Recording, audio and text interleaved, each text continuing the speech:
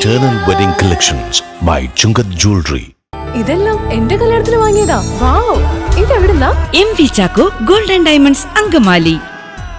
രാജ്യത്ത് ATMകളുടെ എണ്ണം കുറയുന്നതായി കേന്ദ്ര സർക്കാർ. മെട്രോ നഗരങ്ങളിലും പട്ടണങ്ങളിലും ഗ്രാമങ്ങളിലുമെല്ലാം ഈ കുറവ് പ്രകടമാണെന്ന് പാർലമെന്റിൽ കേന്ദ്ര ധനമന്ത്രാലയം നൽകിയ കണക്കുകൾ സൂചിപ്പിക്കുന്നു.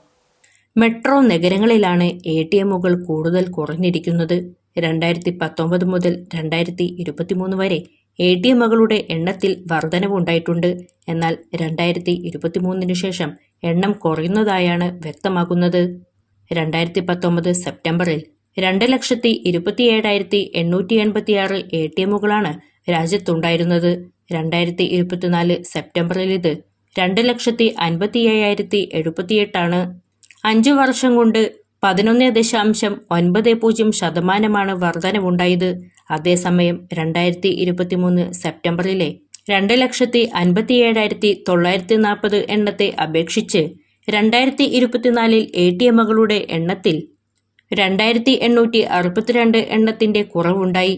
1.10% കുറവ്. രാജ്യത്ത് UPI വ്യാപകമായ സാഹചര്യത്തിൽ ATM ഇടപാടുകൾ കുറയുന്നതാണ് ATMകളുടെ എണ്ണം കുറയാൻ പ്രധാന കാരണമായി പറയുന്നത്. അതേസമയം 5 വർഷത്തെ കണക്കെടുത്താൽ ഗ്രാമങ്ങളിലും ചെറുനഗരങ്ങളിലുമായി ATMകളുടെ എണ്ണത്തിൽ 66% വർധനയുണ്ട്.